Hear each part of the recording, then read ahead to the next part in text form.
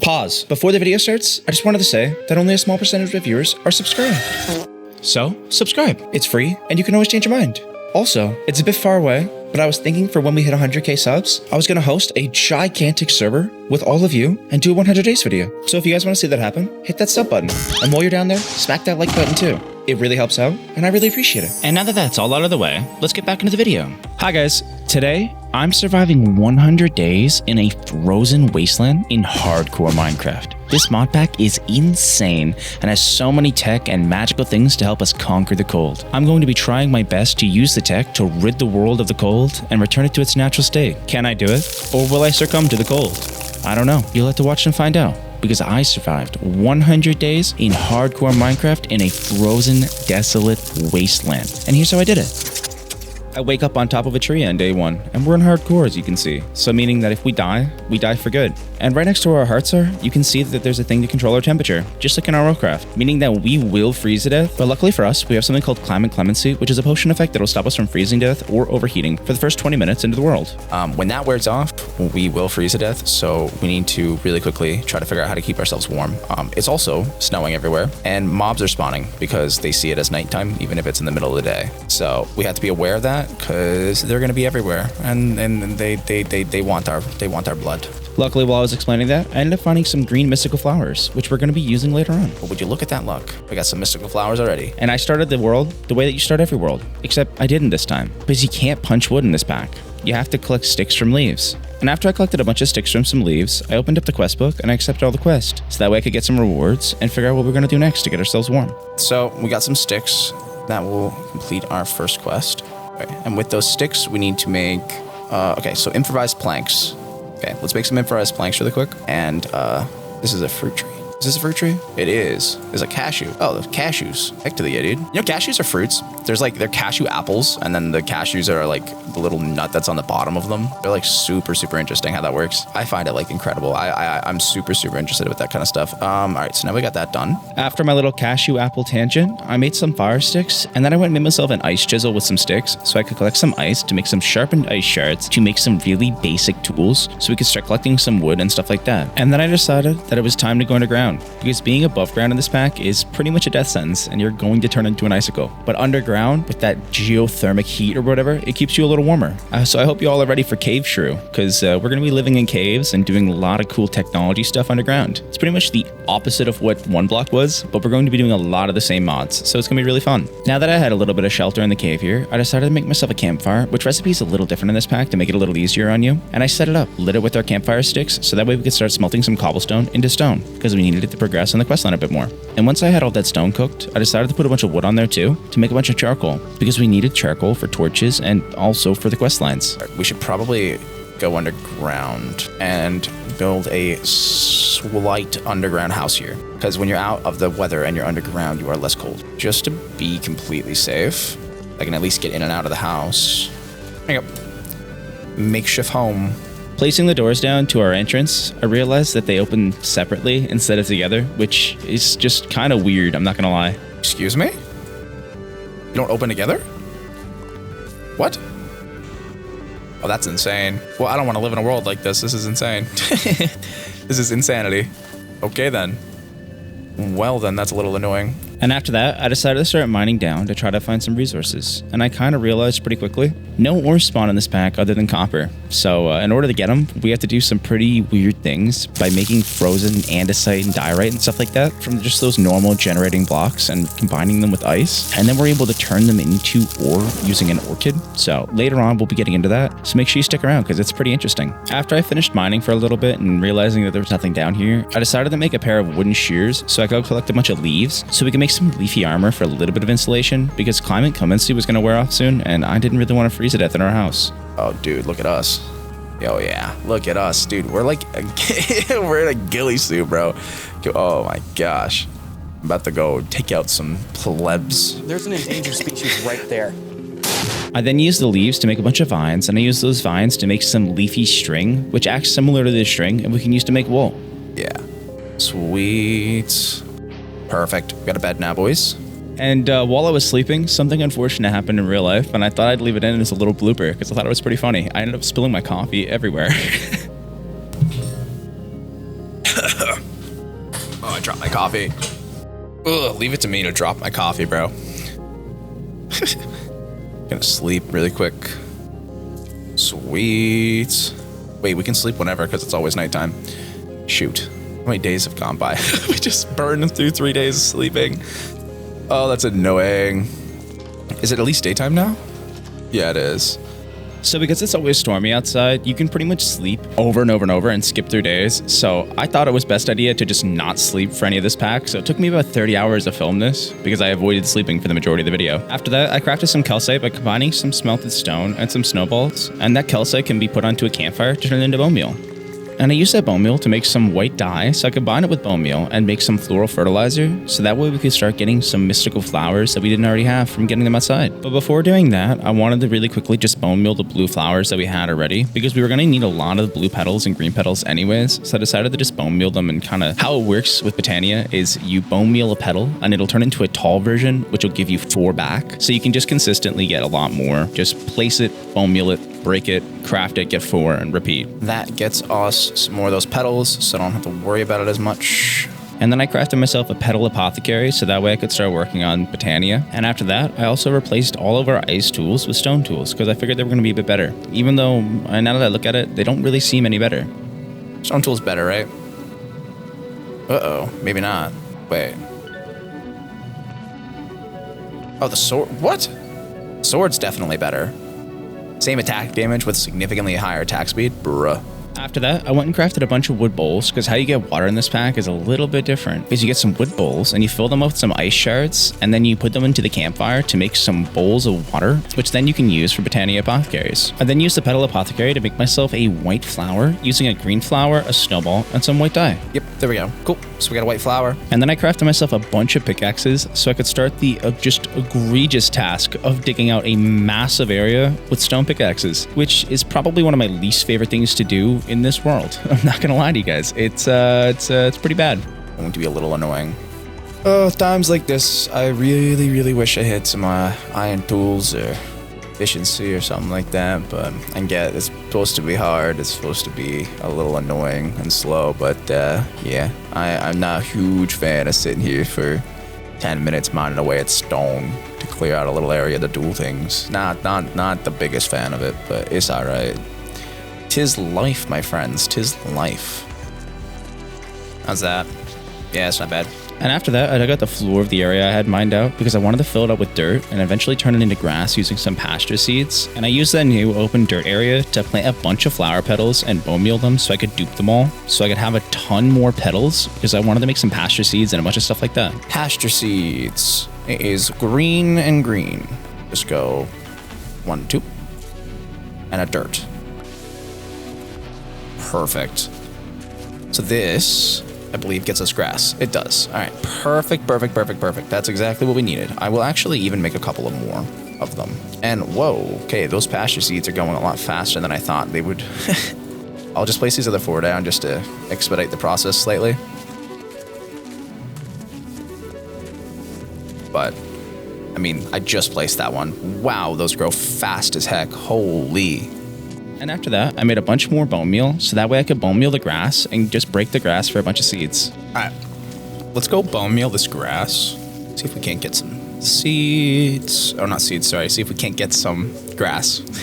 Because our next quest is to obtain grass. And I don't know why, but let's obtain some. What's it used for? Just grass blocks? Okay. We also need to break some of this grass to get some seeds. There you go. And after that, I used those seeds to make myself a pure daisy so we could start converting stone and wood into living wood and living rock. Grab all this living rock, which thank God we can vein mine. And then let's do some living logs, please. Oh, I can't vein mine it. Oh, that's horrible. Whatever, it's fine. And now that we had ample living wood and living rock, I decided that I wanted to make a couple glaciifloras, which is the best way to generate mana in this pack, at least in my opinion. What you do is you set a bunch of them up under some snow, and it'll collect the snow and convert it into mana that you can use for Botania for all the other stuff that you wanted to use, like an orchid. Should have everything we need for now. For right now, let me make a couple of these glaciifloras. Water buckets, and then glaciifloras. Okay, 3 white, 4 blue, and then a seed. And there we go. That's 2. Let's make a couple of more. I decided to sit there and just craft as many Glaciifloras as I possibly could, so that way I had a bunch when I needed the mana. And I didn't really have the availability to make too many, but I ended up making about 3 or 4 more. And since I ran out of blue petals, I decided that I was going to break a bunch of snow that I had, because I was collecting all the snow and turning it into snow blocks. And when you break snow blocks in this pack, there's a slim chance that you get some gold nuggets. But in our case, it seemed to be a little more than slim. We were getting pretty lucky, I'm not going to lie to you guys. Oh, gold nuggets. Heck yeah. That's a rare thing that drops from snow when you break it, so that is lovely. Oh, we're getting really lucky. What the heck? It's like supposed to be super rare. What? We're still... Okay. I mean, that's awesome, because later on we're going to need gold for redstone flux or whatever it is for certain machinery.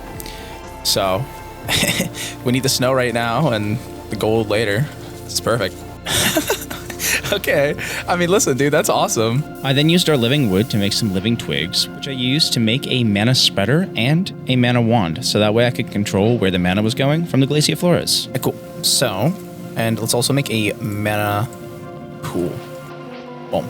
So that is everything we need for early mana generation. Let's just place you guys here, I guess. And then we just have to dig out into the sky, which is going to be a bit annoying. And a bit annoying it was, because it turned out that I accidentally built under a mountain, so I had to dig up pretty flippin' high. Don't tell me I'm in a mountain. I'm in a mountain, dude. Oh, no. I'm in a flipping mountain. Oh, you are stupid. Shrew, you are stupid. You have made a grave lapse in judgment, but it's fine. We're not, actually. We're quite a bit away, but whatever. Oh, there we go. There we go. That wasn't too bad. So we need to dig out these 4 and then this one here for now. Basically, Glaciifloras collect mana from the snow. So what we're trying to do is we're trying to run the snow into our house. Hoping mobs won't come through here also. That'll be annoying if they do. Okay, that should be fine for now. I doubt mobs are going to jump down here, although they might. But for now, it's okay, I'd say. And then what we're going to do is we're going to grab all of our Glaciifloras. And then while I was digging out another slot for our last Glaciiflora, I ended up taking a slip and nearly dying. Oh no, there is. Yep, that's me. You're probably wondering how I ended up in this situation.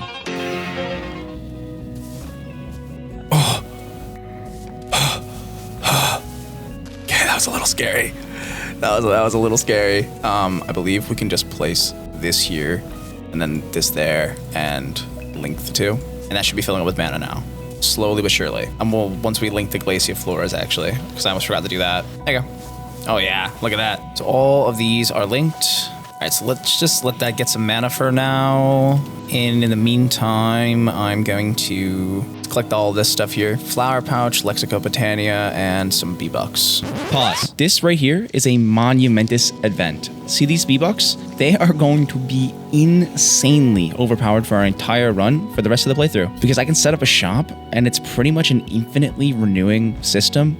Every time I buy a reward bag, it for some reason gives me more V-Bucks back, so I can just consistently get these rewards, and you're gonna see very soon how crazy it is. And then after that, I made a bunch more floral fertilizers so I could get a bunch more of the mystical flowers, so we could start working on an orchid. Trying to get all the different flowers now. Because now that we have some mana generating, we can start getting some ores. Pink, white, red, green, black, and a coal. Boom.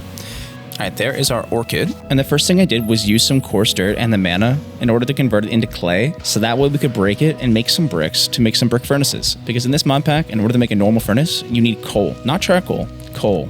And you can only get coal from converting deep slate into coal ore, which is just a whole long process that we won't be getting to until, a good 10-20 minutes from now. Yeah, here's the problem though. We have to make granite and stuff now. So we have to go find all of the weird individual blocks like granite and diorite and all that jazz. And then we're tight. It's just gonna be a little bit annoying, but it's okay. And remember those V-Bucks I was talking about earlier? Yeah, this is when they start coming in handy.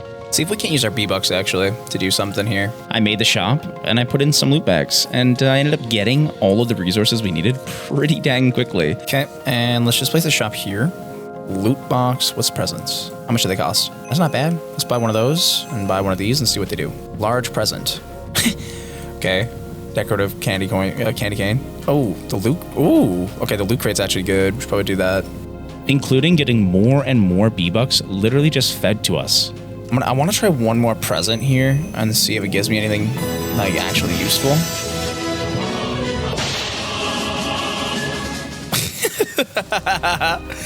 Oh, it just gave me a tamed horse. Well, that's lovely. Okay, you know what? I'm gonna try another present. That is, that was actually pretty lovely. What else we got? A minecart and rails. These are wacky, dude. What was that one? Oh, we got a cat. Oh my gosh. Oh, dude. We got a flipping cat. What? Oh, dude, I'm doing this. I'm getting 2 more. Oh, we got another cat. Dude, one more. Yes, we got a flipping pig. Come on, piggy. Dude, that's so cool. Try the loot box one more time. Oh, we got some frozen granite. Ooh. See, that makes that easier.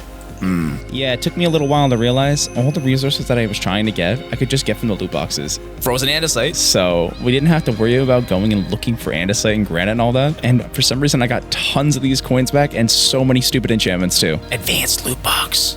Oh, Fortune 3. What? We got an advanced loot box from that one. All right. So what? Let's see what we get. Empty inventory here. All right, let's do it. We keep getting our B-Bucks back, which is lovely. I'm not going to complain about that at all. All right, that's everything now. Ooh, that's Diorite. Let's go. Oh, heck yeah. Okay. Well, that's everything we need other than the deep slate, which we can get no problem. Oh, heck to the yeah. Hello, horse.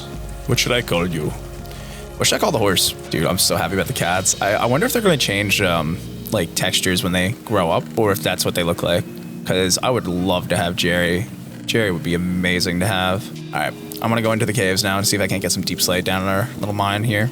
I know, cats, I'm sorry. I will be back. I promise. I will be back, okay? Okay. I know. I'm sorry leaving you here alone. I feel really bad about it. But I will be back soon, I promise. I don't know why I teared up there for some reason.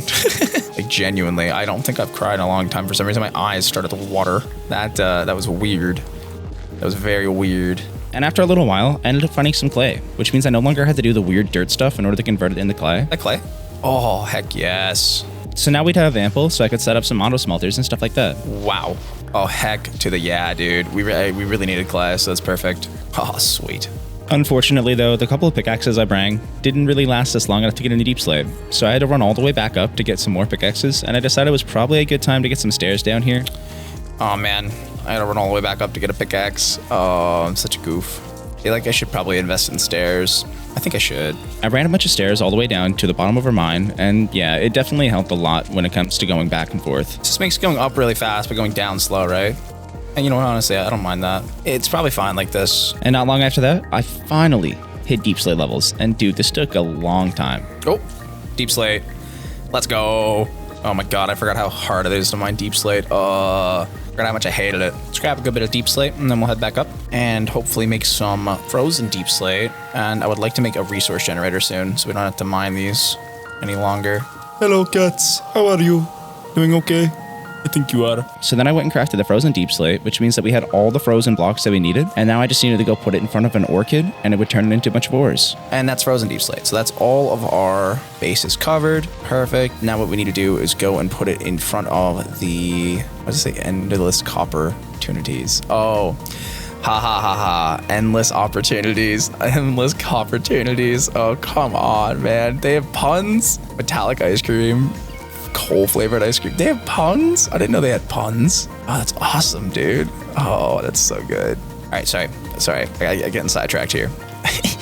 We use our friend, the orchid here, to now convert all of this into ores, which we can smelt. I plopped down our orchid next to our mana pool, and then I placed down some blocks next to it, and it immediately turned them into ore, which was amazing. Frozen silver, iron, silver, iron, and then andesite and granite. Okay, and that should be all of these done. And now we have to smelt them, I believe. I then used all of our clay to make a bunch of bricks, so that way I could make some brick hoppers and more brick furnaces to set up an auto smelter to turn all of our frozen ore into normal ore, and then also smelt it and turn it into just bars without me having to go manually through all these steps. All right, so here's what my thought is, boys. Set up a little auto smelting system. So what this should do is the ores should be smelted, put into here, and immediately turned into the other thing, which is great. And now that we had a working system to smelt all of our ores, I had to figure out a system to get a bunch of frozen resources, which means that I wanted to get a resource generator. So that was my next plan. All right, so that works. What do we need for a resource generator also? Oh, I need a lava bucket. I need a water bucket and a lava bucket. That's gonna be brutal. All right, yeah. It's looking like we're gonna have to do a little bit of a mining trip here. I made 2 buckets from all the iron that we got from converting the diorite into iron. And then since we had a bunch more B-Bucks, I decided to exchange it for some loot crates because I wanted to see what else we would get. And this is when I really realized how stupidly overpowered it is. Oh, we have more B-Bucks also. Let's use those again. I don't know why we... This is like a constant loop. It's lovely. Yo, this is full stonks in the moment, bro. Look at this.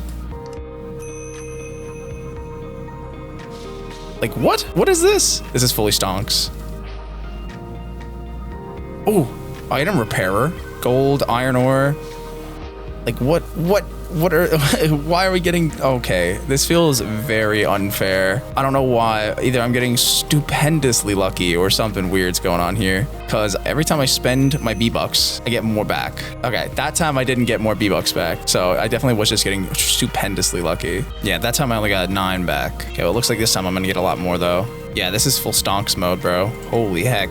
Why are you like this? This is insanely OP, it seems. I remember when I watched someone else play this pack, it was like super underpowered, and they were like, it needs a buff. Oh, there we go, okay.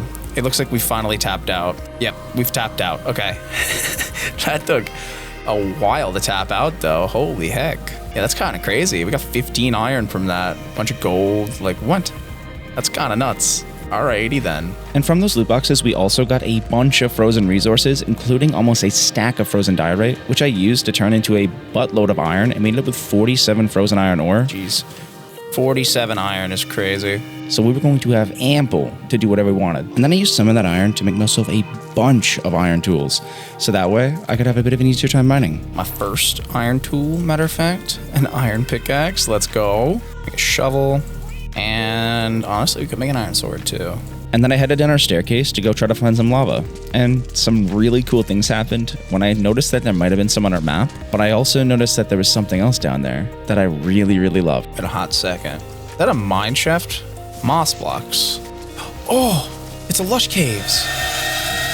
Oh, there's axolotls. No way. I'll be very irresponsible of me to jump in here, but I mean, come on, dude. How can you not? There's axolotls everywhere. Oh my gosh. Dude, there's axolotls down here. And oh my god. Dude, what the heck? Oh, this is awesome. Dude, what? You look so cool. That one looks so cute. I have to take him. Oh, why do you guys look so cute?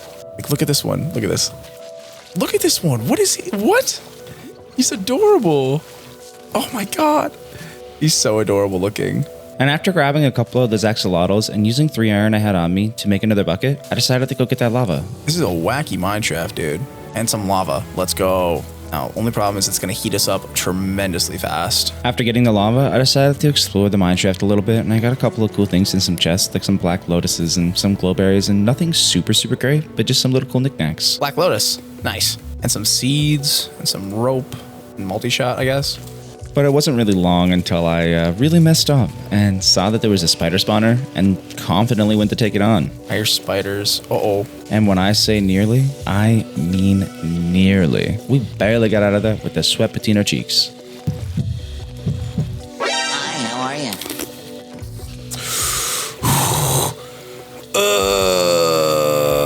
Eat.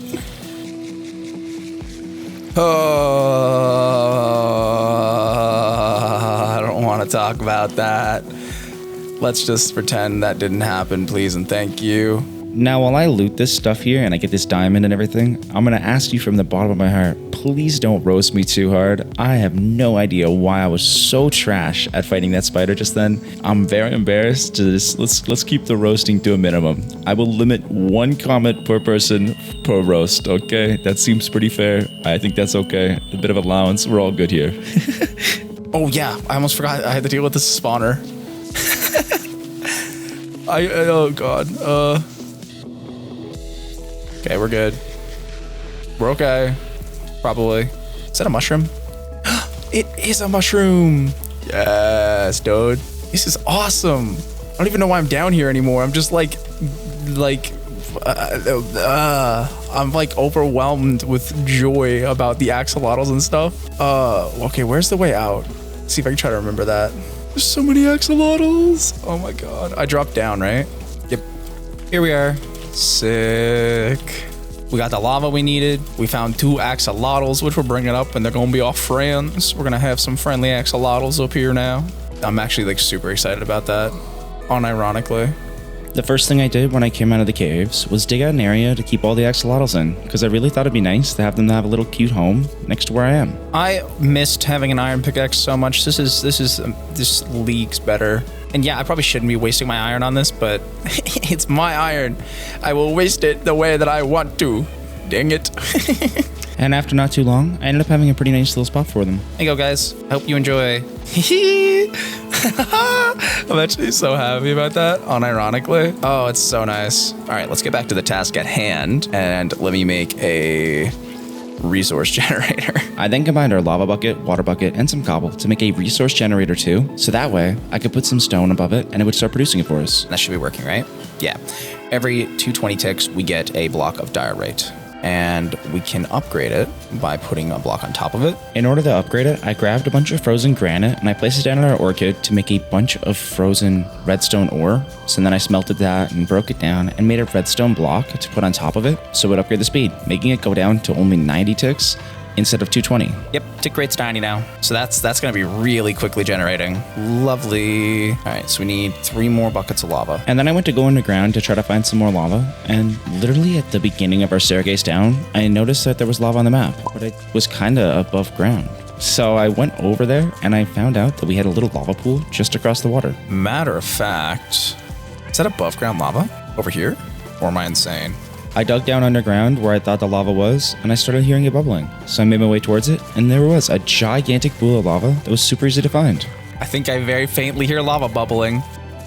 Let's go! Oh, heck to the yeah, dude. Oh, dude, we're getting so lucky. Lava would be really hard to find normally. Especially like we need it for a lot of stuff, and it would normally be really difficult to find, but it seems like we have gotten incredibly lucky, and I am very excited. So far in this playthrough, we're getting so much luck that this video seems scripted, and honestly, it gets even better from here on out. So make sure you stick around, because I can tell you right now, it just gets even crazier and crazier. There we go. 3 buckets of lava, and there we go. That's enough for all 3 of our resource generators. And the lava should keep us warm if we hold it in our hand too, which is lovely. Using the lava, I then went and crafted 3 more resource generators, so that way we could start generating all of the different resources that we needed for making ores. All right, sweet, that's 3. Let's go, dude. That's beautiful. Just need to make a couple more drawers now. Boom. Yeah. Let's go. All right, we just need some more redstone. And then I decided after that I wanted to make a bunch more glaciofloras, so that way we could start producing a ton of mana and use that orchid to make an automated system to produce all of these weird stones into ores that we can use. So I spent the next several days digging out a ton of this stone areas because I wanted to make enough space for literally a stack of glaciofloras. Basically gonna put down a stack of glaciofloras. So I dug out a big new area that was next to the grass we already had, and then I had to dig that all the way up into the mountain, into the sky, so that way we could get snow down here. And it took a while. It took a really, really long time. It's a flipping tree in the middle of my thing too. Great. Oh my lord, this is so much mining. I'm way too lazy for this. All right, last piece. Finally. My gosh. And then I started building a chimney so I could keep out some mobs, because I wanted to make sure that they didn't just walk into our house from the top there. And it's a good thing I did that, because while I was building it, some mobs started to try to get in. You stay away from me, dang you.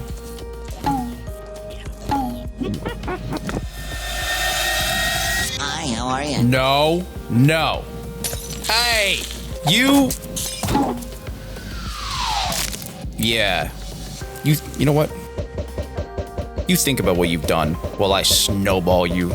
Yeah. How do you like things thrown at you? Oh, yeah. You can't reach me up here, but I can reach you. How do you like that?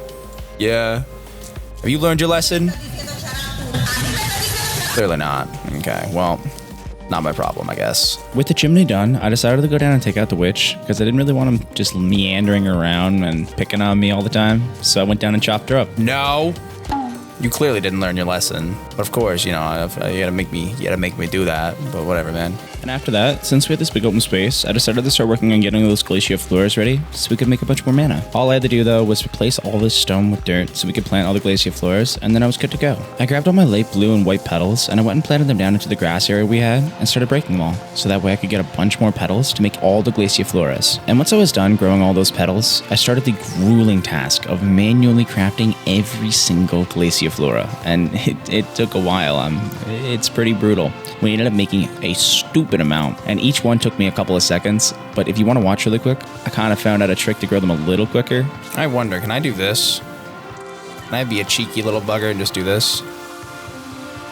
I can. So what I did is I threw a bunch of seeds on top of the apothecary, and then I would just right-click it with my empty hand, and then right-click the water below me with the bucket and paste it in it, and it would just craft them. It was that quick. And using that new trick and the petals we had, I managed to craft 13 glacier floras, increasing our mana production significantly, so I was able to start really producing some ores. Cool. That's what, 13? Okay, that's a little bit better. Oh, there we go. I'm gonna say, how much mana do I have? What the heck? We finally ran out. That's good. And while I was working on the flowers, a little bit of executive dysfunction hit me, and I was like, where's our pig? Also, where'd the pig go? He's just gone. So I ended up running around, and I realized that our pig was gone. Little turd snuck out. He's a little escape artist, I gotta say. Is he in the house, or did he get outside? Holy heck, I think he got outside. That little turd. I had a feeling he was gonna do that. Yeah, I think I'm heading in the right direction now. Oh, there he is. How'd you get out here, buddy? What were you thinking? You little stinker? I think I see what he did. Yeah, what a little stinker. Snuck out this way. What? All right, let me go get you your carrot and stick, and get you back in here, you little stinker. Now, I probably could have just got him to follow me, but this is more fun, so. Come on, you stinker. Get you home. Now, don't do that again. That was really dumb. You could have gotten hurt. Bad piggy. And after that, I went and finally finished setting up the mana spreader and all the glacier floras, which I then used to produce a bunch of frozen iron, and I used that frozen iron to make myself an anvil so I could enchant one of our iron pickaxes with that Fortune 3 book we got from the loot bags, so that way when we broke iron ore, we got a bunch more. Yeah, sweet. Oh, would you look at that? That is crazy, dude. Oh, heck to the yeah. Yeah, so we can just do that with all of these ores and get a ton, and I mean a ton, of the raw material. Oh yeah. Oh my god. Dude, that is so much copper. What the heck? It's insane. Okay, I'm just gonna put all this in here for now though. I'm pretty content with that, I'm not gonna lie. The next thing I did after that was start working on some blast furnaces so I could set up a faster way to smelt all our ores. And I also realized I was gonna need a large amount of coal in order to fuel all these furnaces, so I wanted to make a couple botany pots to grow some trees, so that way I could set up a way to automatically produce charcoal for the furnaces and constantly fuel everything. And now came the time for automation. So I started working on making a couple of block breakers and a couple of block placers, so that way I could have it place the blocks down, get them turned into ore with the orchid, and break it, and then store it, so that way I could lead it all back into our furnace system and smelt it all into usable bars. Oh, okay. I think I have it set up now. And honestly, the system may even be working a little too well. Look at all the ores spewing out the sides. But the only reason it's going this fast is because we have a surplus of mana stored. So once we burn through all that backlog of mana, it'll go to a normal rate and just do one every couple of seconds, which is a lot better. Oh, did we feed through all the mana now? Oh, we fed through the mana. Okay, cool. So now it's... Okay, cool. Okay, perfect. So now that we've gotten through all the mana, actually, it'll be on a slow tick speed, and it won't overflow. Sweet. I can set the other ones up now, too. All right, sick. And now that system was set up, the next thing I needed to do was set up a way to automatically produce some fuel and to smelt all those ores. But I wanted to take a little break first and go down and get some more axolotls. And I wanted to get some decorations to make their home look better. After the long caving dive, I went home and I released all the axolotls. There you go, fellas.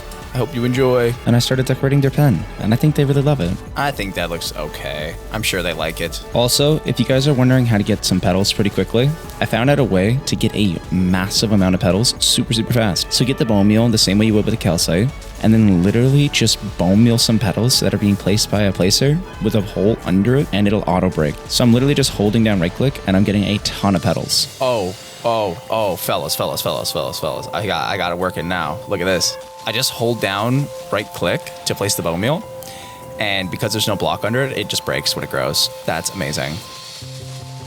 With all those petals, I started working on even more glacier floras, so that way we could get a ton more mana. And And once I was done placing all those down, I started actually working on the animation a bit better. First setting up a block breaker and block placer to break a bunch of snow blocks I've been accruing so I can get a bunch more gold. And then I used that gold to make some redstone flux so I could start getting into some machinery because I wanted to make a couple of pulverizers and some things like that. First thing first though, I need to make a couple of pipes and some Stirling dynamos to get power into the machines and to process it all. With the Stirling dynamos made and our way to get coal pretty easily kind of set up, we had a decent power source because Stirling dynamos just use any fuel to create some power. So we were able to throw coal into it and create enough power to get our pulverizer running, which made me pretty confident that I was going to be able to produce enough fuel to keep everything powered. So I decided to set up all the pulverizers under our furnaces so that our furnaces would smelt the frozen ore into normal ore, the pulverizers would pulverize that into powder, and then our another furnace right below it would turn it into bars. And this took a while of messing around in order to get it to work, and I don't even know where to begin to explain how it all functions because I am not an expert at any of this. I just fiddled around with it until I managed to get it to work, so I'm really sorry if you guys are confused because it was just as confusing for me too.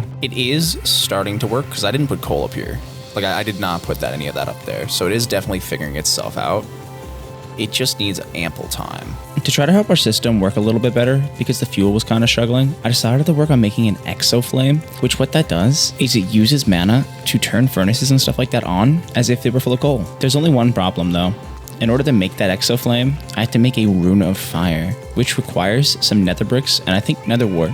So we ended up having to go to the nether, so I made myself some iron armor to keep us cool and to protect myself, but there was only one problem. How was I going to get to the nether? Luckily for me though, I had 22 obsidian that I got from all those loot bags, so I was able to just go underground, dig out a little area, and make myself a nether portal. Will that work?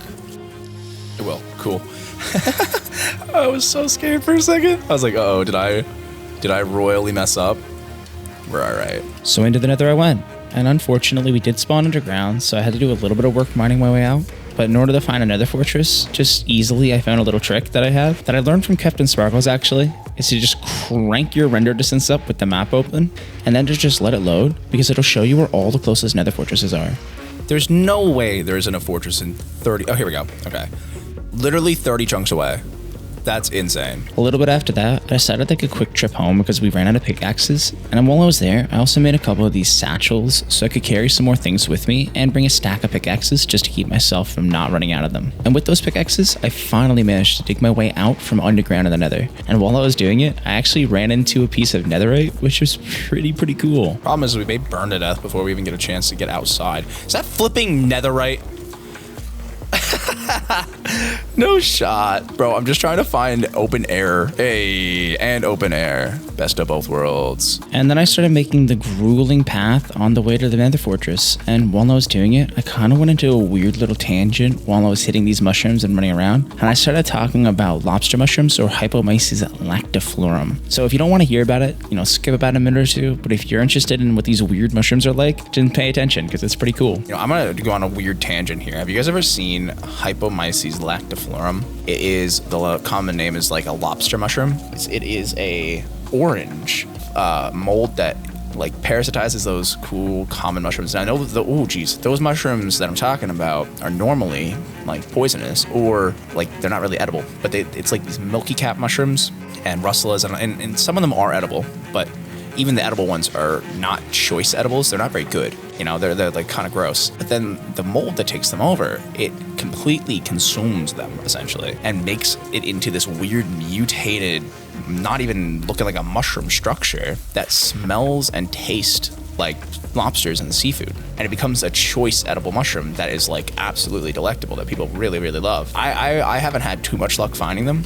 I've been looking for them for a while, but they're pretty hard to come by unless you know like the right spots, of course. I find a lot of russelas and stuff, but don't find all that many of the lobster mushrooms. I do know where they are though. A couple, like maybe an hour or two from where I live, drive, there's a walking trail that they've been spotted on a good few times. So I know they're there. I just haven't gotten around to going out and looking. I'll probably do it this year. That's what I will probably be doing it this year. And as per usual, I will say, disclaimer, do not go out in the woods looking for mushrooms and collecting them unless you have some sort of expert with you or you're not planning on eating them and you're just like wanting to look at them. Oh, Bastion.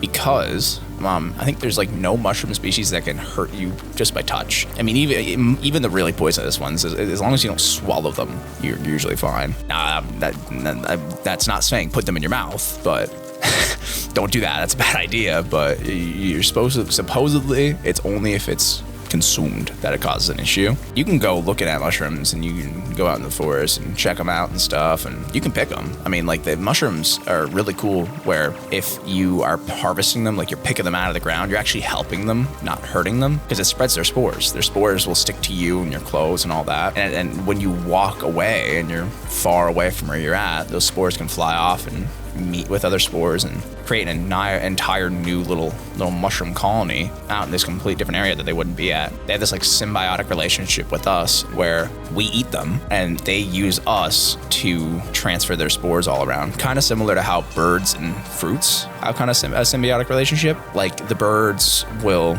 eat the fruits, not crush the seeds, and then spread the seeds through their like poop. And it'll grow more fruits. Same reason why like peppers are spicy. Peppers only developed capsaicin because it only interacts with humans or other mammals, sorry. And mammals where we have those like mammalian grinding teeth, we crush the seeds and destroy them. But birds don't have capsaicin detectors. They don't feel any spice at all from spicy things, and they don't destroy the seeds. And peppers evolved around that, basically. Like, hey, we're gonna make it so the mammalians can't destroy our seeds. They didn't think this, by the way. That's not how evolution works, but like, I'm just paraphrasing the long process of them surviving and then eventually becoming what they are. But eventually it was, okay, well, the birds don't destroy our seeds. Don't be spicy for them, but the mammalians do, so be spicy for those.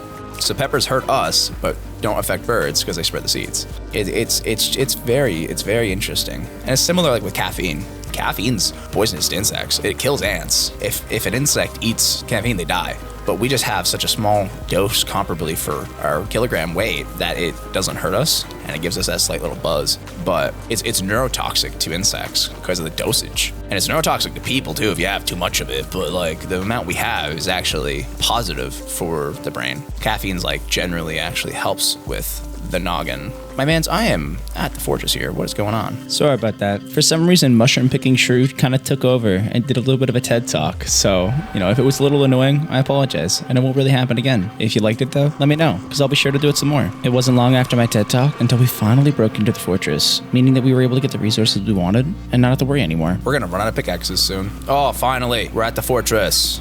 Let's go. Let's flipping go. We are finally at the fortress.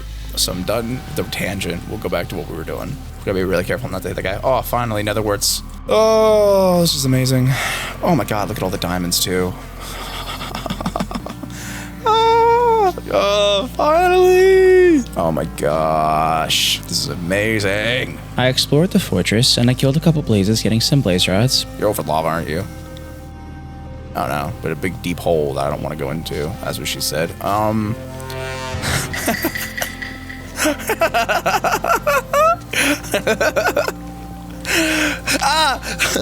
Oh god. Before I went outside, and I realized that we were in a warped forest, which means we were going to be able to get some ender pearls pretty easily because we needed them for a bunch of stuff with Botania. I was super excited, and I was going to go do that. So we need to kill some endermen here because I just remembered we need pearls.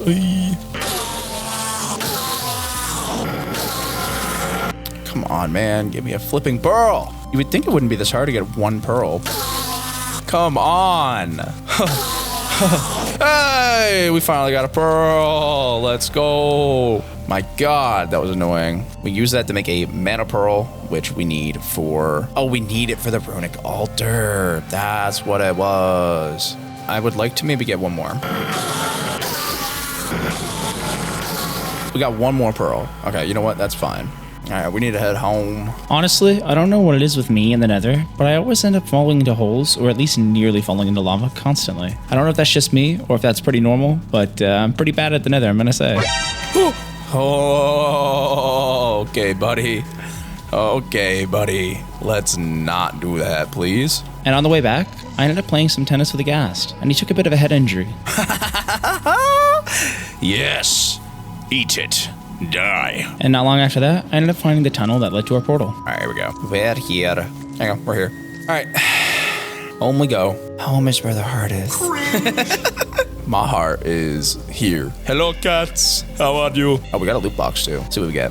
Oh, we got a... Why did I sound like a flipping goat being killed?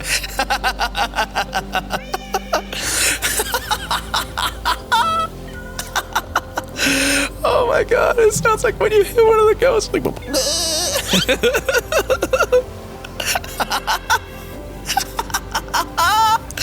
we got 5 more B-Bucks. Yeah.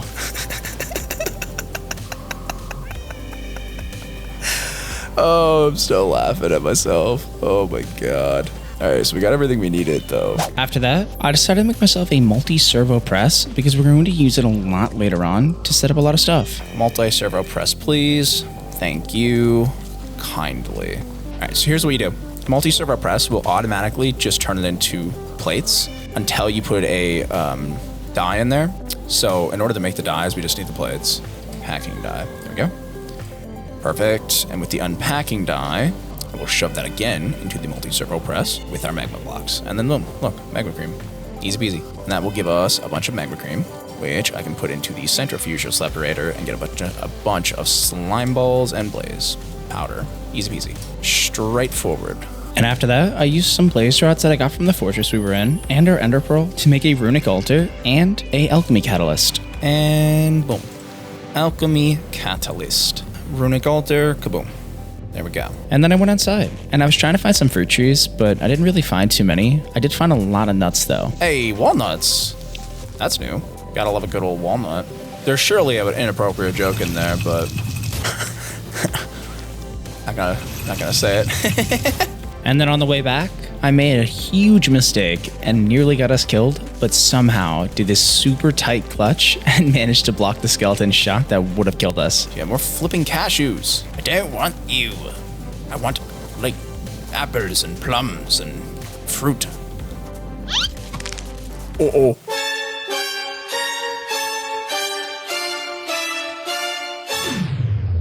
Come back to reality. Oh! I don't want to talk about it. I'm gonna just grab this fruit really quickly and then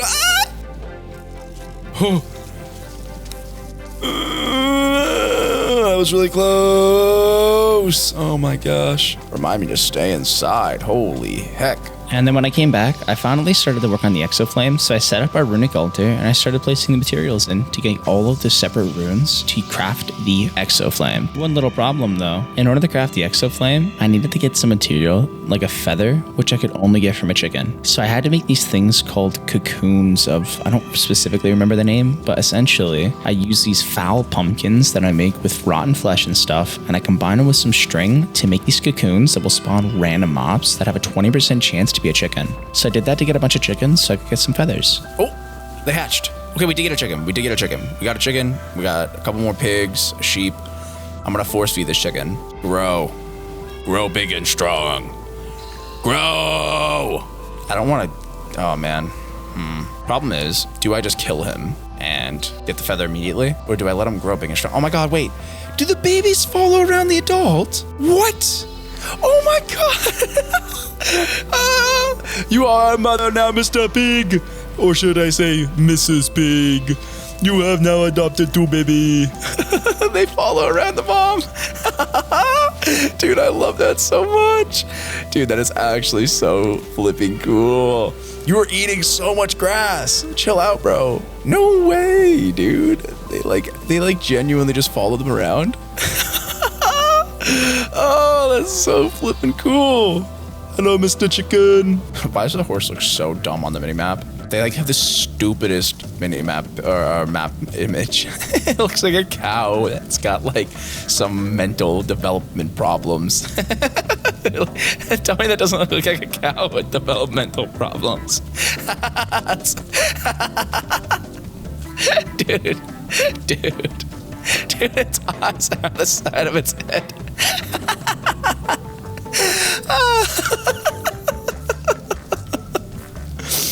Oh, it's like a cow that got dropped as a baby. Alright, so we have enough for one more cocoon.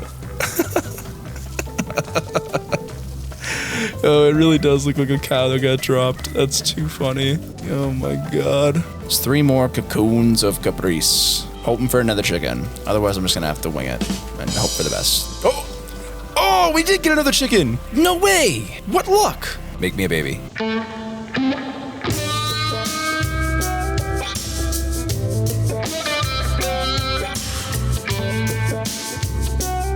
sweet. All right, now I kill you. All right, we got our feather. So at the very least, we don't need to worry about that anymore. The chicken sacrifice wasn't in vain because I used the feather to make a rune of air, which was essential in order to make our exoflame. There we go. Rune of air. Nice. Heck to the yeah. Boom. That gives us a rune of air, and then we just need to make a rune of summer with the rune of air, the rune of earth, a melon, a slime ball, and some sand. And there we go. That is the rune of summer, which we will combine with the rune of fire and some petals to make ourselves an exoflame. Let's go. There we go. And seed.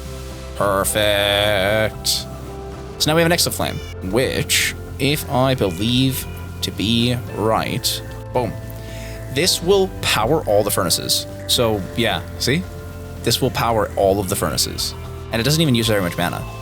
So now we have a thing to power all of our furnaces. And the coal is literally just there as a backup at this point. I then realized that I probably needed a bunch more glacier floors in order to make sure that everything was getting enough power. So I sat there and I made pretty much a whole stack. Dude, oh my god, I ran out of petals. That's crazy. I made 53 glacier floors. What the heck? And I set a bunch of those back up, so we were getting significantly more power. And then I decided that I wanted to work on the quest book a little bit more. So what I did is I got a bunch of nickel and iron, and I put it into our pulverizers to turn it into powder. And I combined those powder together in my inventory to make some Invar blend, which I smelted and used to make Invar gears to craft a blast chiller and a magma crucible, which later on we will use to make it so we can get diamonds. In order to get diamonds, we needed something called frozen netherrack, which we only got by putting a bunch of netherrack into the magma crucible and turning it into molten netherrack, and then converting that molten netherrack into frozen netherrack by putting it into our blast chiller with a bunch of ice shards, and that would turn it into a bunch of frozen netherrack, which we then could put down in front of a nether orchid, and it would make it into a bunch of diamond ore, netherite ore, gold ore,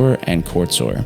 So my next goal was to start working on that nether orchid, so that way we could get those diamond ore and a bunch of cool stuff. So I need to make an orchid ignium, which is the nether's version of an orchid. Yeah, orchid ignium. I need another orchid and then all that. So then I made another orchid. So we have an orchid. And I used that orchid to make an orchid ignium. Kaboom.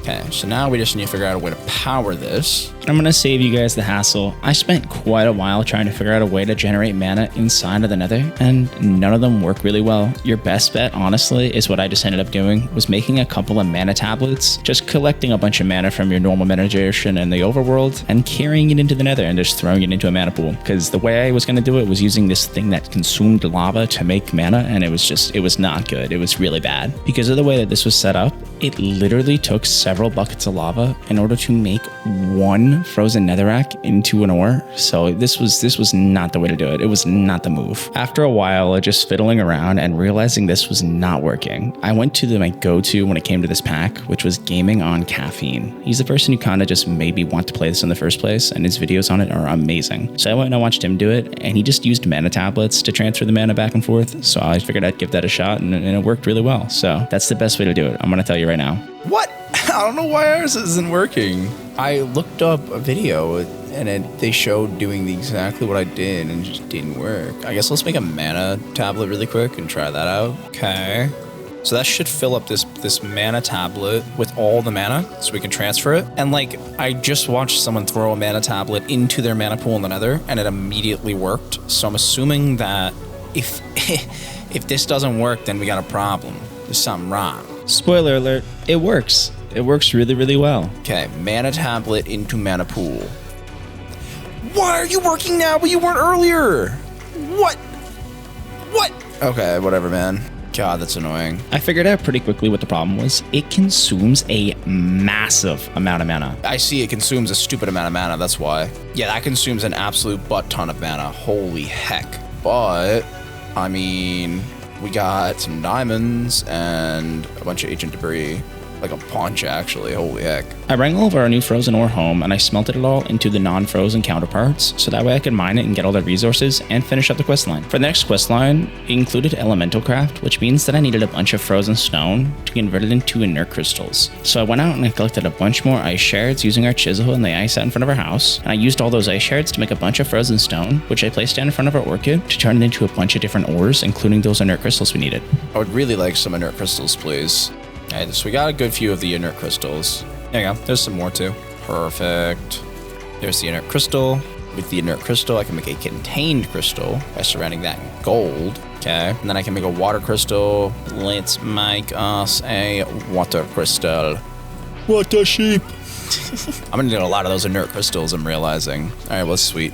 Good thing we got a few of them then. There's a bunch more contained crystals, an elemental extractor, paired element pipe, sure. And then what? Small element container. There we go. Oh, now I need to make an elemental evaporator. Why are there so many ingredients? I don't even know what this mod does. I've never even used this mod before. This is so much work for a mod that I don't even know if it's worth doing. I'm not going to include a lot of the steps here because it's really dragged out and very labor intensive, and it's kind of boring. So I'm going to do a bit of a time skip and just skip to when I have it a little bit figured out and I'm starting to work on actual things here. Okay, we're going to set you up right here, my boy. Going to be tank, extractor, kaboom. So now we can just sit here and do this. All right, so now we have 2 stacks of drenched iron, which we can use to craft back at the house. I used a bunch of the drench iron I got from infusing iron with the water elemental in order to create a bunch of other element shards like fire, earth, and air, so that way I could start working on those too. And there we go. So all those. Right-click the fire crystal to throw fire shards. Will come out when thrown. Oh? Okay. I mean, that seems very unnecessary, but all right, man. You do you, dude. And then I guess I need to do the same thing with air. Okay. A little bit after that, I noticed I was starting to run low on food, so I decided to use a bunch of the V-Bucks we've gathered from doing the quest into the shop to get some loot boxes, and while I was doing it, I ended up getting a puppy. Is it a puppy? It's a puppers! No way! And after a few days of trading stocks on Wall Street, I ended up being a bagillionaire. They're stupid OP. These things are so OP. Dude, this is so many flipping V-Bucks. Okay, that's all of them, finally. Now, how much loot did we get from it? All right, let's see. 1 chest, 2 chest, 3 chest, 4, 5 chest. How many chests are in my store? Like, this is so stupid. What am I supposed to do? Like, I got 5 stacks of golden carrots. I don't think we'll ever need food again. Who needs to set up a farm, am I right? Like, come on. And our sword's fully repaired. Let's go.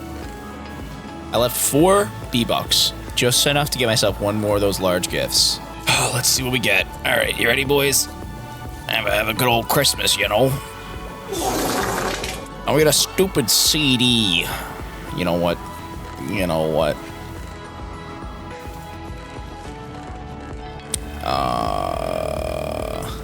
Maybe you don't know what. You know what? You know, I'm gonna do a thing here.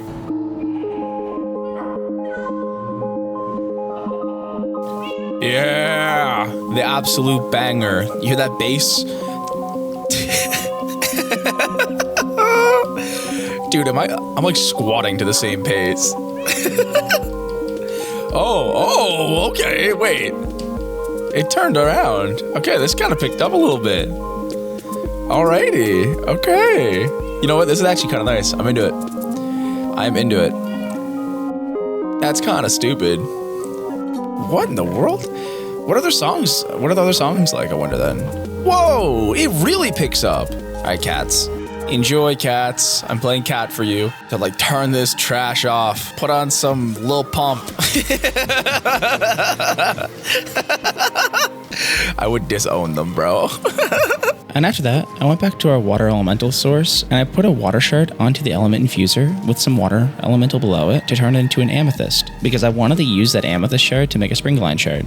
And after that, I went home so I could craft some burnt glass and start working on some white rock, using some fire essence and glass to make the burnt glass, and using some earth essence and stone to make the white rock. Okay, so there we go. That's the stone we needed. And when I was done doing that, I decided that I wanted to dig out a large area where I could start working on all this cool elemental stuff. So I went and made a bunch of Invar hammers, so that way I could dig out a 3x3 area in each hit, making it a lot quicker to dig out this gigantic square. And I also decided to take a few minutes to go and collect a bunch of white colored stone and black colored stone, because you know me, I like my white and black colored themed houses. I don't know what it is, but I like those monochrome colors. And for those of you who don't know, who are new to the channel, I don't you hit the sub button while you're here? If you enjoyed it and you've been watching this long, I really hope that you would want to see some more. And I make tons of content like this, so smack that sub button and I'll be sure to keep making more and you can enjoy it as much as you want. And now with all those pleasantries out of the way, let's get back to the task at hand. I collected all that black and white stone, and then I picked an area that was near where we had all of our other stuff to dig out a gigantic area to build this beautiful structure full of scientific achievements. I think that I am content with this, because then I could just go, like, for example, drawer,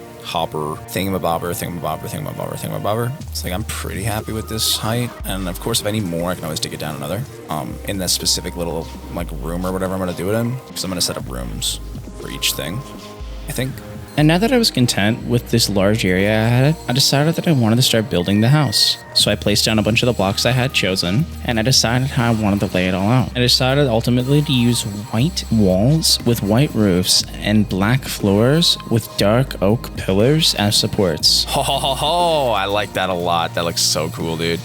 That looks absolutely snazzy. After a few days, I managed to have all the flooring done and one of the rooms nearly completed, along with setting up a bit of a storage system with a couple of compacting drawers to sort all of our ingots from our upstairs area down into here where I could access them easier. And I even managed to set up some elemental things so that way I could really start working on it all and not have to be running back and forth from upstairs. I then combined an amethyst crystal, a water crystal, and some quartz together using something called an element binder on top of a bunch of water source in order to make a springaline shard. Amethyst, nether quartz, water crystal.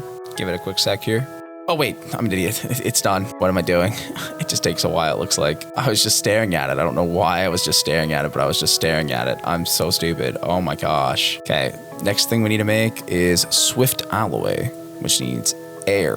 And after that, I decided that I wanted to make a bunch of swift alloys, which is going to be a little bit harder to do. Luckily for me though, I had an air source upstairs, pretty easily accessible, and I had the availability to make a bunch of those air crystals that we could break to get a bunch of air shards to extract air essence from. So that's what I did. I crafted a couple of those air shards, smashed them up, got all that air essence, and I used that to make ample of those swift alloys that we needed. And then we just let that sit there for a bit. Oh wow, that was okay. That was really quick. that was really quick. Let me make a couple more. And once I had all those swift alloys made, I started to work on some springaline shards because I wanted to make sure I had ample of both. All right, and then I need to start putting some powerful water shards in to let that extract out. All right, so she's filling with air or filling with water after destroying the air, I assume. Yep, there we go. And then we just go like that and let it do its thing. And then I used some of the swift alloys to upgrade our element pipes because I was starting to think that our pipes were kind of crud. I'm thinking that the pipes are kind of crud. And then when I was done doing that and I was done making all those springaline shards, I decided that I had to make some strongly contained crystals in order to progress with the questline a little more. So now I need to make a strongly contained crystal using some of this, strongly contained crystal. Boom. Use that to then make a gem crystallizer, I guess. And this is when ElementalCraft really came into light for what I needed to do next. This gem crystallizer was going to be able to be used to create these pure gems. And these pure gems had some really important functions. One being that now I could move those natural sources from the world and move them closer to our home. Two, we eventually needed them to fix the world and cure it of the cold, bringing it back to its natural state and not covered in snow. The next thing I needed to make also was the gem crystallizer, which I can make now. I have all the parts for it. So let's do that. Gem crystallizer. With the gem crystallizer, we were able to make the pure gems. Only one problem though. We needed diamonds. We needed a lot of diamonds because in order to make them, we had to put a diamond into the crystallizer with a bunch of essence and some crystals in order to infuse them. It was going to be a bit of an issue. So you need a diamond. Luckily for us though, that wasn't that big of an issue. Since we had our system to get a bunch of diamonds in the nether, I just filled up our mana tablet with a bunch of mana and I bring it into the nether. Oh, we got one diamond. Let's go. A single diamond. Let's go. What a world. One diamond. Yeah. If you're wondering why I'm kind of just not super excited about this, it took me 2 or 3 trips and a good hour to get that one diamond because we were just getting really unlucky and only getting quartz and gold. But thank God for fortune because we ended up getting enough to do what we wanted to do. All right, it looks like I'm just gonna use fortune on it. All right, we got 3. That's something. I think that means we have enough to actually start working on the thing. We needed 4 for it, so The first gem I tried to make was air. Ending up with only a crude one, I realized that I was going to need to do a couple of things to increase the quality. I assume we're probably gonna need more air, but I'll hold off. I'll err on the side of caution. You know those air shards that we got from breaking those air crystals? We apparently need to add a bunch of them into the thing in order to increase the probability of getting a higher quality. Now, I unfortunately didn't figure this out until a little later on, so have some patience with me. Oh, there we go. But later on, I found out a way to pretty much guarantee getting pure gems every single time. Sweet. So that is a air fine gem. That finishes that quest. When I went to go make the earth one, I started to kind of clue in that I could add those shards on the sides to increase the chances of better ones, but I still didn't fully understand it. Did I see that right? Oh. Ah, that's what you need to do. So that should do the trick then. Oh, there we go. Crude earth gem. And then let's do that again. And that should give us a not crude one. Wait, I can surround it in multiple? What's the good of it though? Like if I surround it now with all of these, what's gonna happen? If anything at all. Does it just increase the chance of it being better? Surrounded it in 5 powerful raw earth shards, 5 normal earth shards, and it's already a crude. I mean, I'm confused if it doesn't do anything. So I guess this increases the chance. Oh, there we go. Our fine gem. Finally, dude. Oh my god. Ugh. Okay, now we just have to make a fire one. Oh, we got the fine gem right up. Whoa, we got a pristine gem?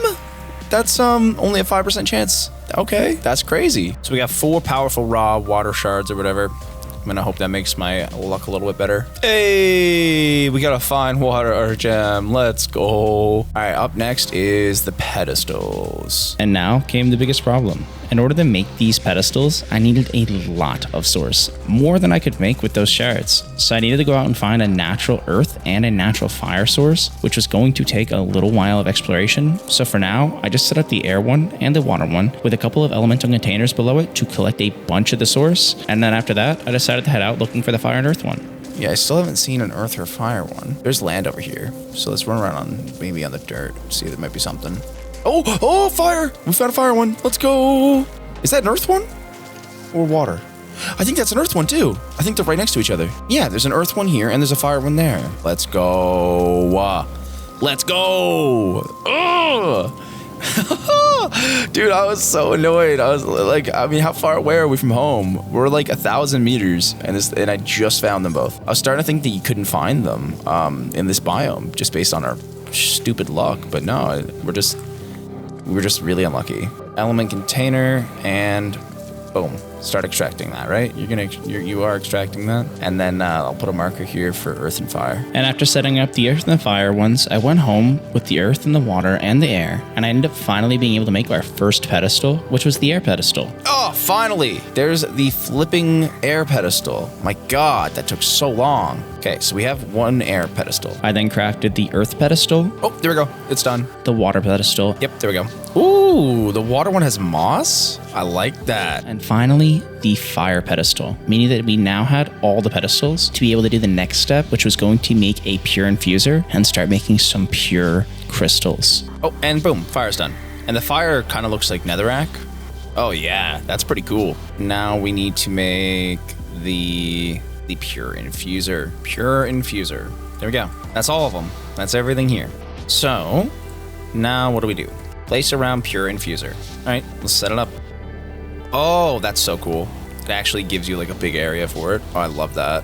Let's just place all of our pedestals down. And then we have to get a pure crystal. How the pure infuser works is I need to put down a crystal from each of the elements onto their individual stands with a diamond in the center, and it'll consume massive amounts of the element's energy and turn it into a pure crystal. So here's what we got to do now. Get all these crystals, and I believe it is as simple as just placing one here of their correlating things. Like this. Oh, and a diamond in the center.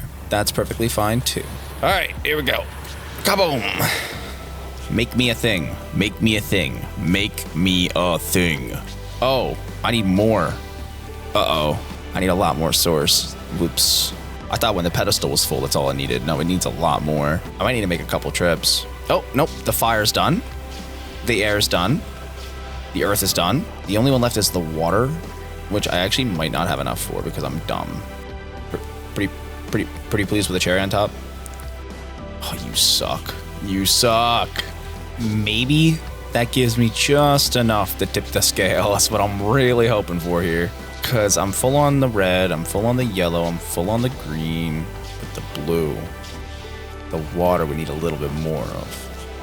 I'm hoping that this juice can do it. See, I'm doing the whole thing again where I'm like being lazy, but the special kind of lazy, because I'm special, where I refuse to go and make the trip to just like collect Noir. And I'm gonna do this instead. Even though this takes significantly more time and effort, it's just not as much work as taking 2 seconds to walk. Come on, man. There's no way you're that close and you're really gonna do me like this. Oh, it worked! Let's go! Oh! Finally! Oh! Use. So we can make this thing called like a water source displacement pad, blah, blah, blah, right? Which makes it so we can get the stupid flipping thing and transfer it. Just like, oh my god, that's annoying. Now, we have to do the more annoying thing of getting some more diamonds, because we have to make a bunch of those stupid pure diamond, or pure element gems, or whatever they are. Pristines, not pure, sorry. And it's gonna be really annoying. It's gonna be really, really annoying. There's one. And while I was collecting mana to get ready to get all those diamonds, for some reason, I noticed that there's these frosty cows in our house, that their eyes are kind of on different levels. Is that an ice cow? Frosty cow? What? Where the heck did you come from? Why do your eyes look like that? Why do your flippin' eyes look like that? Bro, my eyes are up. Oh, I mean, wait. Half his eyes are looking at my eyes, half his eyes are looking down at my thing. Like, my guy, what in the world? That's so stupid. I love it. Oh my god. That is actually the stupidest thing. All right, let's go back to the nether. And this time we're gonna be grabbing all of the things that we needed. A bunch of diamonds, and we shouldn't have to worry about it anymore, which is gonna be very nice. All right, how many diamonds we get? 8? With fortune, I mean, that's like possibly 20 something. So like, I'm okay with it. It's not too bad. So we got 8 diamond ore, and let's hit it with our fortune 3 and see what happens. Oh yeah, 23. That's pretty good. I am pretty happy with that. Alrighty, boys. Let's hope for the best, you know? Let's hope. We're gonna hope for the best here. We can probably do water right now and hope for the best. Okay, gem crystallizer. And then we just go diamond, water crystal, and then... So there's 9 powerful raw water shards surrounding it. If that doesn't give us a pure one, I'm gonna be pretty gutted, and I'm not gonna do that ever again. Yep, we got a pure one. All right, sweet. Where's it at? Gem crystallizer above the air one now, and get a 100% should get an air one. If I don't, I'm gonna be a little annoyed, because that is a lot, and I mean a lot of air crystals I used. I mean, yeah, that's 10 powerful air shards around 1 air crystal and a diamond. If that doesn't give me a flipping pure gem, I'm gonna go crazy. There we go, yeah, it gave us one. Sweet. So that's those 2. And then now we just need to do fire. So 5 weak, 5 powerful. Oh, yes, we got the pure. Let's go. All right, sweet. So then we just need earth. Earth's the last one, which is like not very hard, I don't think. Boom. 8 powerful earth crystals should do the trick. You know what, just to be safe, I'll even put a weak one in there. Oh, yep, there we go.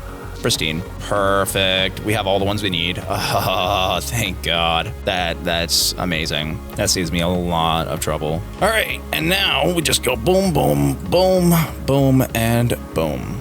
Water source displacement pad, which we can use to make a water receptacle. And the cool part is that all these receptacles, I don't need to go through that big effort again to make them, because I believe when they break, you can just combine it with a gem to make a new one, which is like amazing, because I don't have to move. I don't have to like go through all this effort to move each individual one. And then I used that displacement pad in order to go and collect our water source and bring it home. And while I was out there, I also grabbed the fire and earth, and on the way back, I even grabbed the air, which means now we had all the 4 main elements, and we could move into our house, making them easily accessible, so we could start automating some things pretty easily. And after that, I decided to work on some source stabilizers, which essentially makes it so our little elements there will recharge quicker and produce a little faster. And these things were a bit of a pain in the bum to craft because it took a lot of materials. So it took me a good several days to craft all these, but I think it was worth it because it increased the rate of production significantly. So I could finally start to work on automation, which is what I did next. So what I did next is I dug out a pretty big area next to where all our elemental sources were,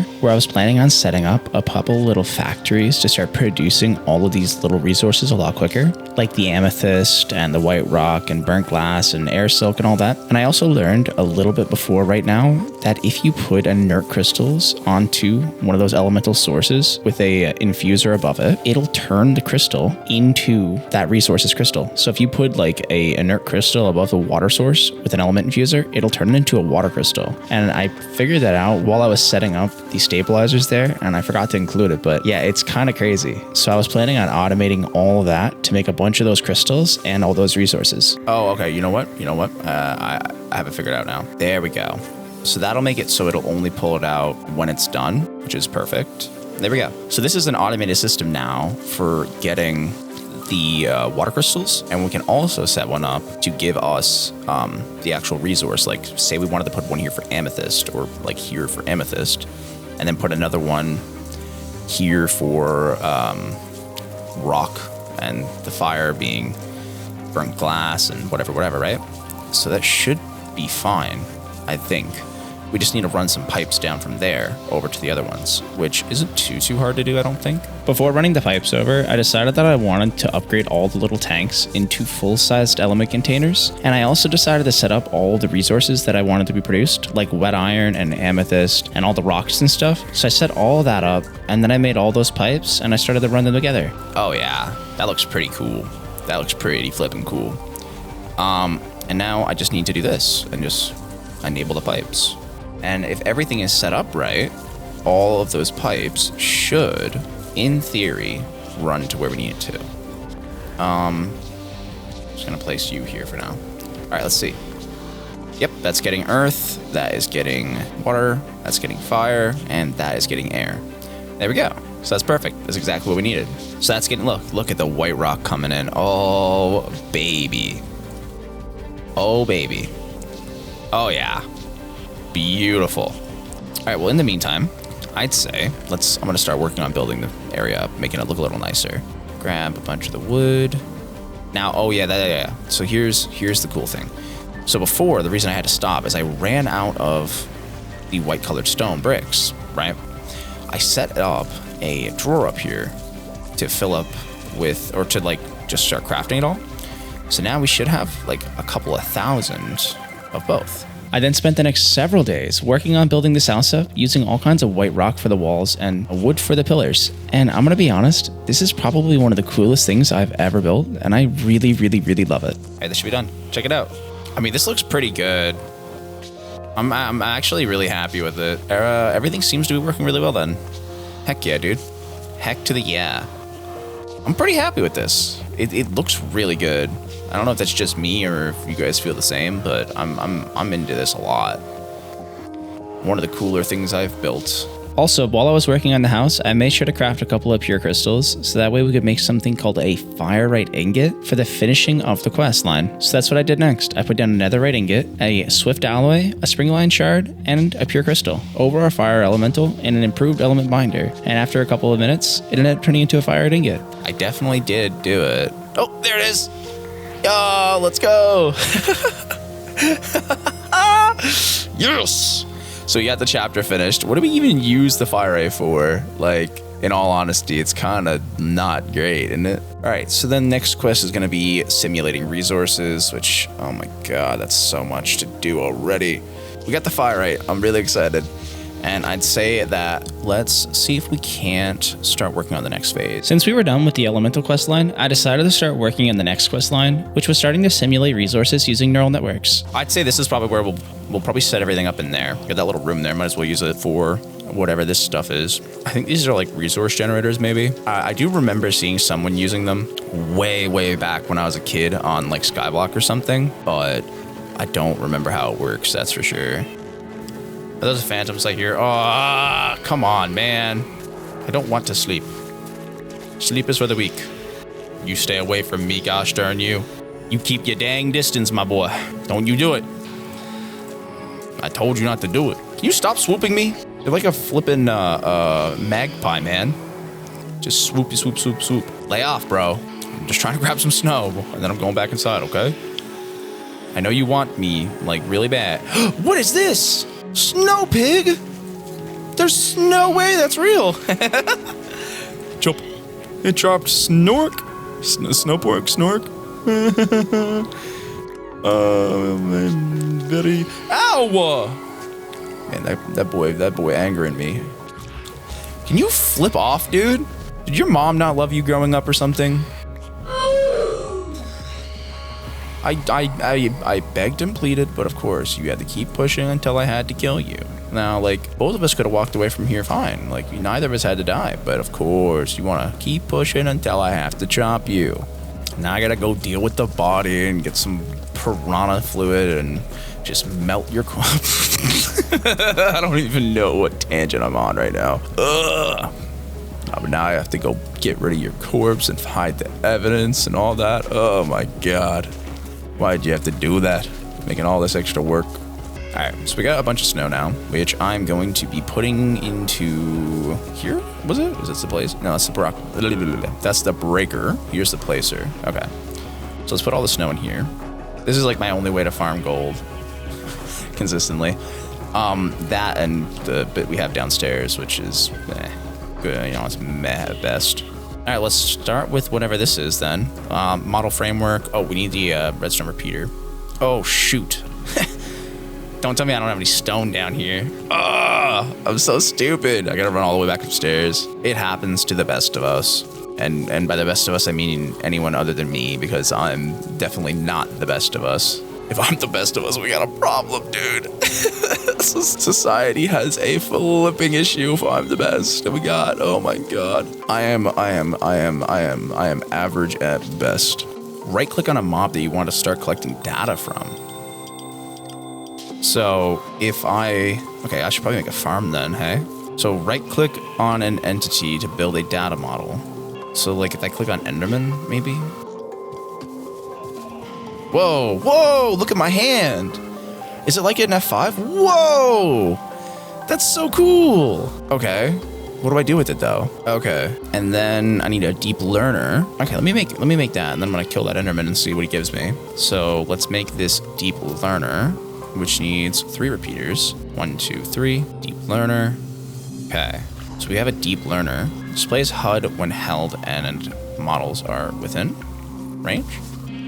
Oh, whoa, look at this. That's so cool. That is so flippin' cool. And then I guess we just try to kill this Enderman. Really hope he doesn't just slip in here and mess us up somehow. Okay, so we've killed 1. Data per kill is 1. Okay. And then the next thing is what? A prediction mark? Use inside simulation chamber. Okay, I can make that no problem. Okay, so we'll have to go to the nether and get some, kill some Endermen. All right, to the nether we go. We're going to the nether. We're gonna spend a couple days there. It's day 90, so I don't actually know if we'll have enough time to do everything I want to do, but I'm gonna hope for the best. So I spent the next few days in the nether killing a bunch of Endermen, so that way I could level up our data thing to a maximum level nearly. So I hope you guys enjoy it, because I'm gonna do a little time lapse.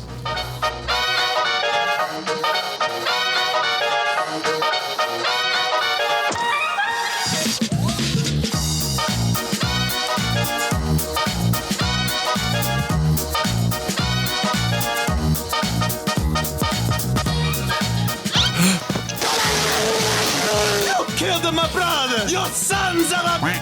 Why are you running? Why are you running? I don't know if you guys saw that. That was the fattest clutch I've ever done. Holy heck. So it is now superior. We could have just, do 65 more kills and get us self-aware, but I'm not doing that. Let's just go home. Now I need to make a simulation chamber. And simulation chamber. There we go. So that's our simulation chamber. And we need to make a prediction matrix too, I assume. So I'll make one of those too. All right, and let's plop her here. Please insert a data module to begin simulation. Cannot begin simulation. Missing input. Prediction matrix. There you go. Cannot begin simulation. System energy levels critical. All right, listen here, silly robot talk. Just speak English. I'm kidding. We will be fine. We're gonna go grab our dynamo with a bunch of coal, and that should power them for now.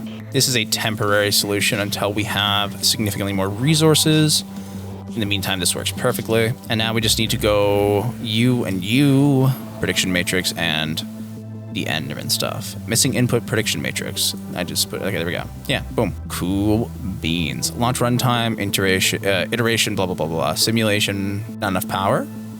Not enough power. Okay, so we do need more power, significantly more. All right, well, I guess we're gonna have to make a different type of dynamo, and boom.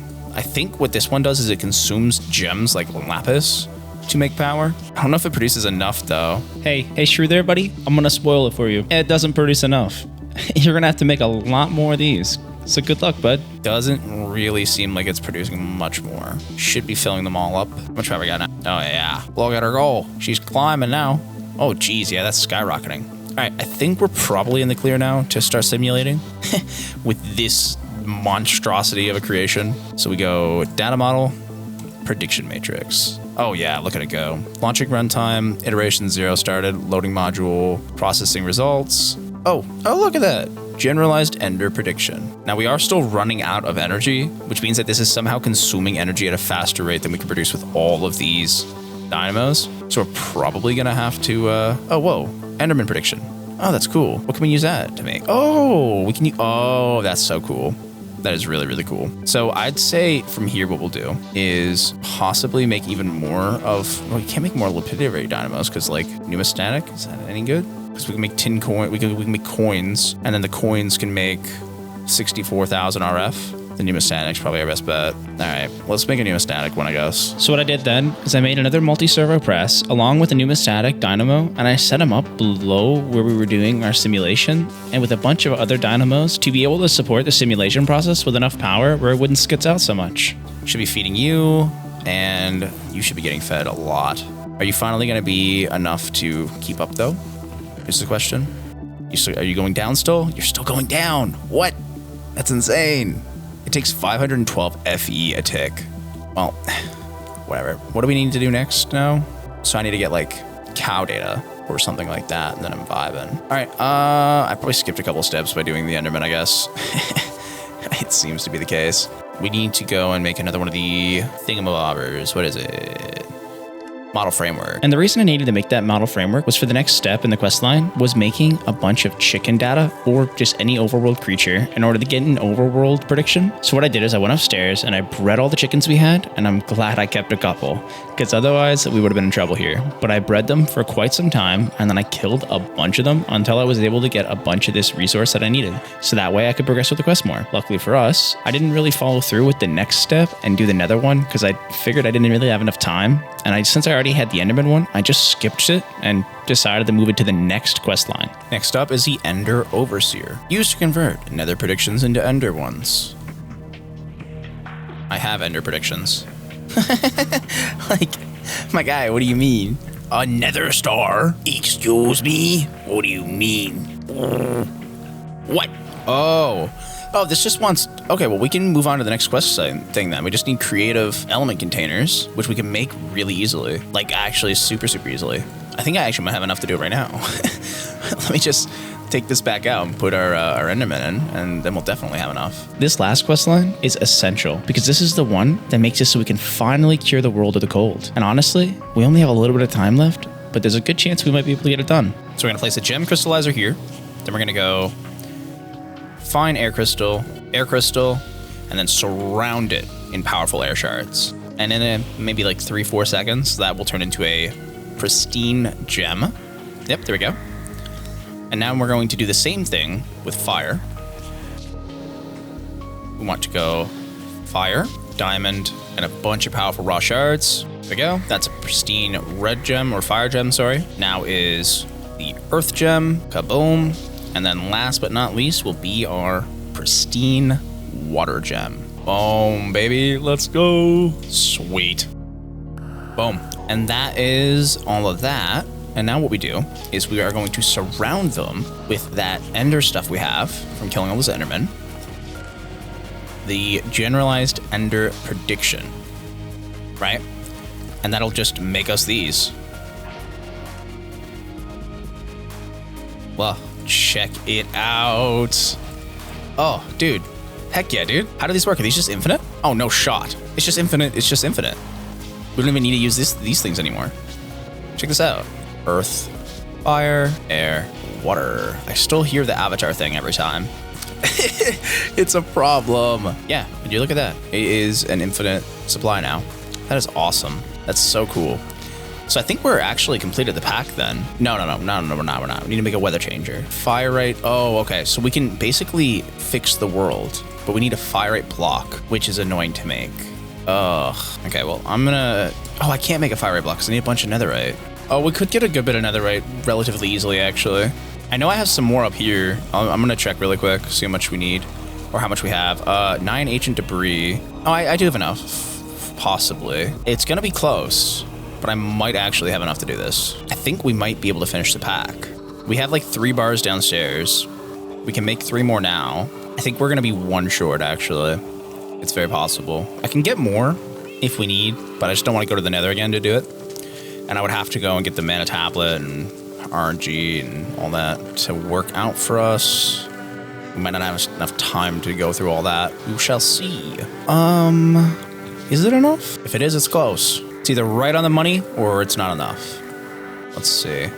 Oh, 1 short. We're 1 short. Wow. That is actually so annoying. All right. I'm gonna hope for the best. I just need to get, I think, 2 more netherite pieces, which isn't that much to ask for, to be honest.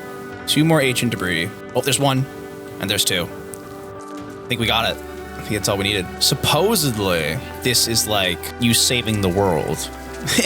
You just like end the eternal winter upstairs and no longer die. I think that's what we're aiming for right now, which means I'm gonna have to grind fire rate. It's kind of annoying, but it's fine. And that should actually be our last netherite we need. I'm happy I didn't make armor with it. I was debating using it for armor earlier. Very happy I held off. Okay. And I think that's everything. Oh, pure crystals. Shoot. Oh, dude, that means we need 9 diamonds. I grabbed our mana tablet and I booked it back to the nether and got all those diamonds that we needed. Luckily, we got pretty good RNG and we ended up getting enough. And then I used those diamonds to make all those pure crystals and started crafting all the fire ingots. Luckily, I was able to get that done, meaning we were 1 step closer to curing the world of the cold. The weather changer. Oh, that's crazy. Now, unfortunately, in order to craft the weather changer, we needed some blaze prediction matrices. So I had to go to the nether again and start killing a bunch of blazes with one of those data collecting thingamabobbers that we had before, so I could start researching it into the simulation chamber and get a bunch of those prediction matrices. Try saying that 3 times fast, because I flippin' couldn't. Took me about 20 times to say that sentence. Here's a couple of them just so you can see how bad the bloopers are. Prediction matrices, prediction matrices, prediction matrices. While I was killing those blazes, I ended up finding a blaze spawner with a friendly little pig inside. So I had a little conversation with him, and the blazes kept interrupting us, which was really, really rude. Oh, how you doing? You know, the weather's been pretty hot, hey? Yeah, I know. What about them blazes? They're, yeah, you don't like them either? Don't interrupt our conversation, dude. Yeah, it's pretty hot out. I'm burning up over here. I, like your loincloth. Eyes up here. Oh, sorry. Okay, I'm looking here. Hi. How are you? You have very, very nice tusk. Oh, God. I will go to the corner. Hey, what did I say about picking on Jerome here? Ow! Uh-oh. Jerome, save me! No, we're good. We got it. We got it. Thanks for the help, bud. I know. Can you mute shield for me really quick? Thanks. So what were we talking about again? Oh, yes, the loincloth. It's a very nice fabric. You know, it really insinuates your rotting bone corpse. We'll kill 10 more places, get it to a, is it advanced next? Get it to, like, advanced or whatever it is. Kill 10 more, get it to advanced, and then we'll go home. Sorry. Oh. Oh, God, please don't. Wait a minute! Who are you? Oh, fudge. No, I know, Jerome, I'm sorry. I knew that was gonna happen. I have made a grave error. I have made a great error. I have made a grave error. Do they ever calm down? No, they don't. I'm sorry, Jerome. Ow! What in the fudge? We got some problem here, fellas. We got some problem. There's too many of them now. Uh-oh. Uh-oh! No! No! No! No!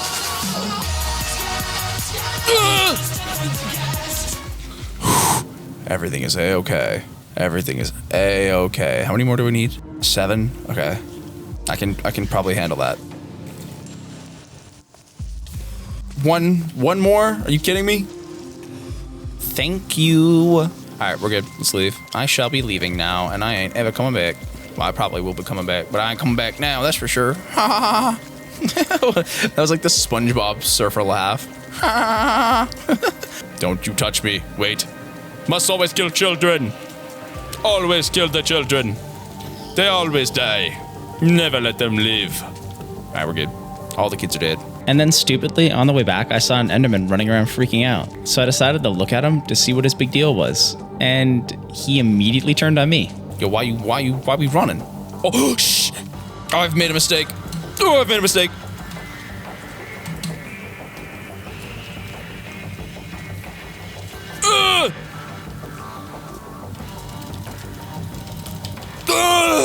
That one was a little close for comfort. Is he still gonna be mad at me or we tight? Is there mutual respect? I think we've gained mutual. Kill the children! They always die. Kill all the children. Children, no. Kids, no kids here. This is a no kiddie zone. Die. Yes. Good. Why are you down there?